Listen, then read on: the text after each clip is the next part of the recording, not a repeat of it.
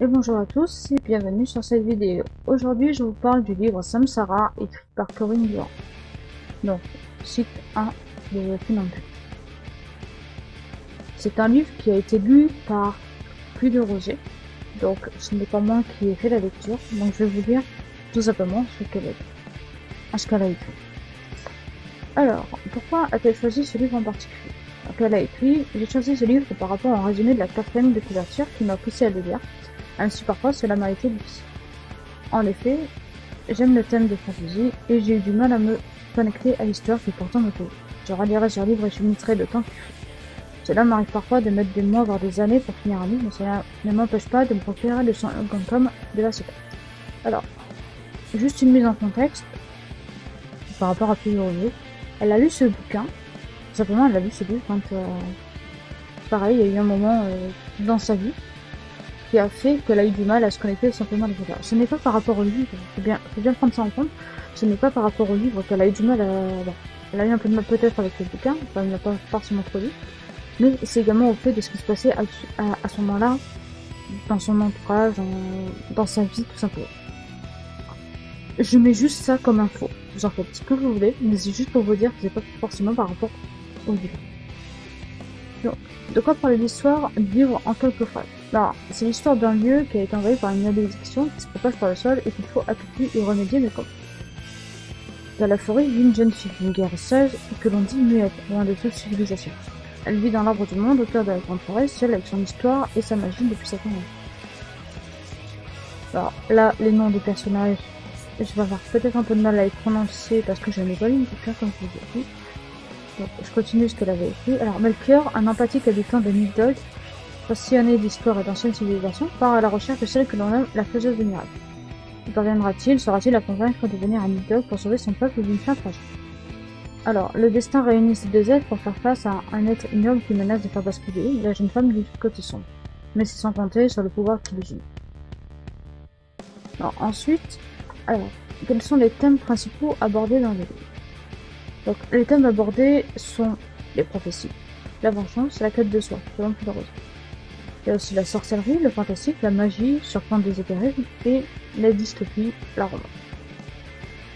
Alors, qu'avez-vous aimé dans ce livre?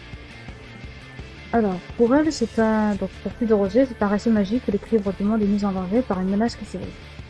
Ce qu'elle a aimé, c'est l'univers riche en symboles, la rencontre de deux êtres, un destin lié qui doit se réaliser, une magie qui sommeille, c'est l'histoire fabuleuse de ces deux êtres que le destin se devait de réunir pour faire face aux épreuves qui les attendent.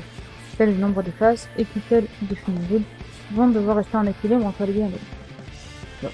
Kali, surnommée K, est son coup de cœur. Elle a une profonde innocence, doublée d'une volonté de faire. Melchior, quant à lui, elle l'a beaucoup apprécié, sa personnalité, sa douceur, toujours attentif aux faits et gestes des camps. Il a un côté protecteur envers eux. Ils ont tous les deux un grand cœur, un cœur énorme, un cœur sans pareil. Comment le livre vous a-t-il fait ressentir en général?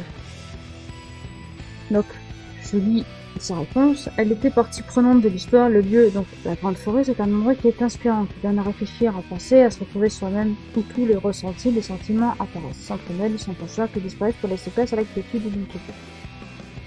Donc, sur ce livre, elle recommanderait à qui? Alors, cette saga, je la conseillerais, si je peux me permettre, à des jeunes, des adultes, avertis et ouverts d'esprit.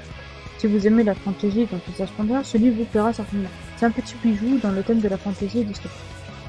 Il existe des passages de citations mémorables selon elle? Alors, selon elle, il y a un ou des passages ne seraient pas suffisants pour vous dire tout le bien de cette saga. Samsara est d'une force douce qui nous emmène à travers une aventure remplie de rebondissements et de suspense.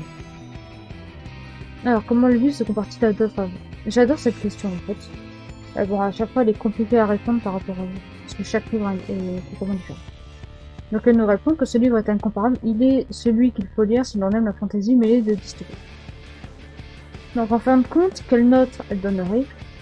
Si elle devait noter cette œuvre, elle mettrait le maximum, mais le maximum n'existe pas car chacun son ressenti et que la perfection n'existe pas. Il faut toujours chercher à s'améliorer. Je mettrais 4,99 car rien ne peut pénaliser ce magnifique roman. Elle attend avec hâte la suite. Personnellement, ce livre-là, je devais le lire, clairement, mais je n'ai pas lu. que c'est, on est toujours dans la période, en fait, entre novembre et donc février, on est dans la période où il y a pas mal de choses qui se passent dans nos vies, donc à Puy de Rosée et à Milan, et à tout le club de lecture. C'est la période, apparemment, donc, et donc automatiquement, bah, c'est un peu compliqué de pouvoir se lancer dans pas mal de lectures. Voilà. Donc celui-là, j'aurais aimé le lire. Je le lirai peut-être plus. Pour vous donner peut-être potentiellement mon propre avis. Et voilà, en attendant, vous avez l'avis de Puy de Rosée. N'hésitez pas à me dire en commentaire si vous l'avez lu, ce que vous en pensez. Et tout.